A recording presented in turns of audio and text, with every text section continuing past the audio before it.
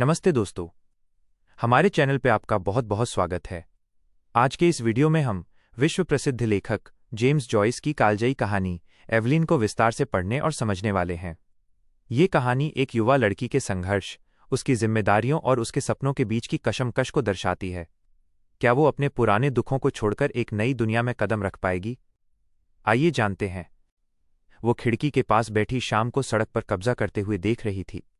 उसका सिर खिड़की के पर्दों से टिका था और उसकी नाक में धूल भरी क्रिटॉन, जो कि एक प्रकार का कपड़ा है, की गंध आ रही थी। वो थकी हुई थी। बाहर बहुत कम लोग गुजर रहे थे। आखिरी घरवाला आदमी अपने घर की ओर निकला। उसने कंक्रीट के फुटपाथ पर उसके जूतों की खटखटाहट सुनी और फिर लाल रंग के नए घरों के सामने वाले कच्चे रास्ते पर कुचलने वाली आवाज सुनी। एक समय था जब वहां एक मैदान हुआ करता था जहां वे हर शाम दूसरे बच्चों के साथ खेला करते थे। फिर बेलफास्ट के एक आदमी ने वो मैदान खरीद लिया और वहां घर बना दिए, उनके छोटे भूरे घरों जैसे नहीं, बल्कि चमकती छतों वाले ईंटों के शानदार घर। एवेन्यू के बच्चे उस मैदान में साथ खेला करते थे। डिवाइन्स, वॉटर्स, डन्स, छोटा लंगड़ा कियोग, वो खुद और उसके भाई बहन। अर्नेस्ट कभी नहीं खेलता था। वो बहुत बड़ा सयाना था। उसका पिता अक्सर उन्हें अपनी छड़ी लेकर मैदान से बाहर भगा देता था, लेकिन छोटा कियोग अक्सर पहरा देता था और पिता को आते देख निक्स, सावधान कहकर चिल्ला देता था। फिर भी वे दिन काफी खुशहाल थे। तब उसके पिता इतने बुरे नहीं थे और उसकी माँ जीवित थी। वो सब बहुत समय पहले की बात थी। अब वो और उसके भाई बहन बड़े हो गए थे। उसकी माँ मर चुकी थी। टीजी डन भी मर चुकी थी और वॉटर्स परिवार वापस इंग्लैंड चला गया था। सब कुछ बदल गया था। अब वो भी दूसरों की तरह दूर जाने वाली थी, अपना घर छोड़ने वाली थी। घर। उसने कमरे के चारों ओर नजर डाली, उन सभी परिचित चीजों को देखा जिन्हें वो सालों से हफ्ते में एक बार झाड़ती पहुंचती थी, ये सोचते हुए कि इतनी धूल आखिर आती कहाँ से है। शायद वो इन चीजों को दोबारा कभी नहीं देख पाएगी। उसने दीवार पर लगे उस पादरी की पीली पड़ चुकी फोटो को देखा, जिसका नाम उसने आज तक नहीं जाना था, जो टूटे हुए हारमोनियम के ऊपर लगी थी। उसने घर छोड़कर जाने की सहमति दे दी थी। क्या ये फैसला सही था? उसने सिक्के के दोनों पहलुओं को तौलने की कोशिश की। घर में उसे कम से कम छत और भोजन तो मिलता ही था। यहां वे लोग थे जिन्हें वो बचपन से जानती थी। बेशक उसे बहुत मेहनत करनी पड़ती थी, घर में भी और दुकान में काम पर भी। जब दुकान वालों को पता चलेगा कि वो एक लड़के के साथ भाग गई है, तो वे क्या कहेंगे? शायद वे उसे मूर्ख कहेंगे। मिस गावन तो खुश होगी, क्योंकि वो हमेशा एवलिन पर हावी रहने की कोशिश करती थी। लेकिन अपने नए घर में, एक दूर के अनजाने देश में, ऐसा नहीं होगा।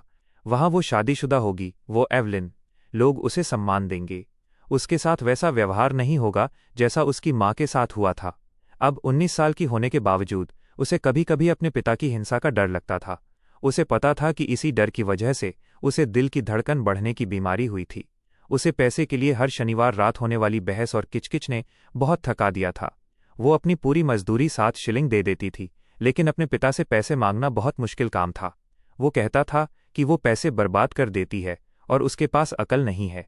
उसे रविवार के खाने के लिए सामान खरीदने के लिए भीड़ भाड़ के बीच से भागना पड़ता था। घर को संभालने और 2 छोटे बच्चों, जो उसकी जिम्मेदारी में थे, को स्कूल भेजने के लिए उसे बहुत कड़ी मेहनत करनी पड़ती थी। फ्रैंक के साथ नया जीवन। अब वो फ्रैंक के साथ एक नया जीवन शुरू करने वाली थी। फ्रैंक बहुत दयालु और खुले दिल का था। वो उसके साथ रात की नाव से बुएनोस एयरेस जाने वाली थी, जहां फ्रैंक का अपना घर था। उसे याद आया कि जब वो पहली बार उससे मिली थी, वो मुख्य सड़क के एक घर में ठहरा हुआ था। वो एक नाविक था और उसने उसे दुनिया भर की कहानियां सुनाई थीं। लेकिन उसके पिता को इस रिश्ते का पता चल गया था और उन्होंने फ्रैंक से बात करने से मना कर दिया था। मैं इन नाविकों को अच्छी तरह जानता हूं, उन्होंने कहा था।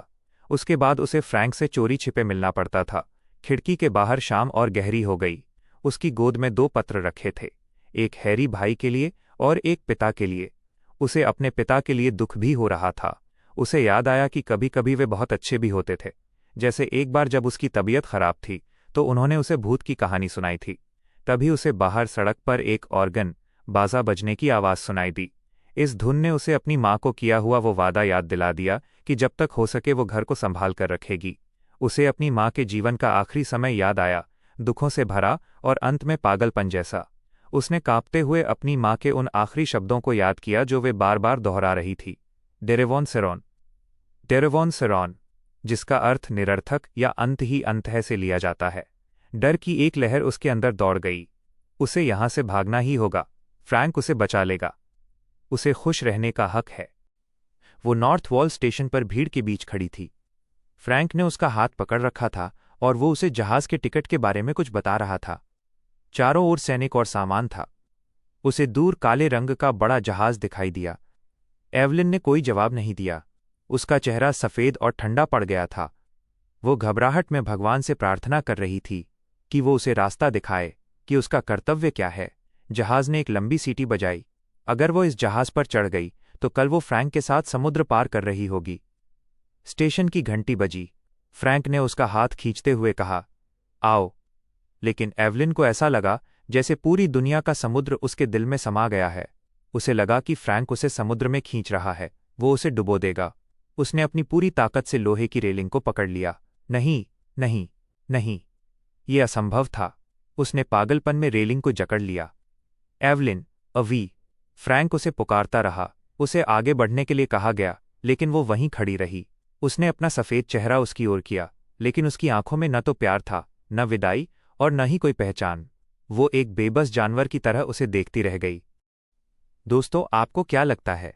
क्या एवलिन का फैसला सही था? अपनी राय कमेंट बॉक्स में ज़रूर बताएं। अगर आप हमारे काम को सपोर्ट करना चाहते हैं तो चैनल को सब्सक्राइब करें और बेल आइकन दबा दें ताकि आप अगला वीडियो मिस न करें। वीडियो देखने के लिए आपका बहुत बहुत शुक्रिया।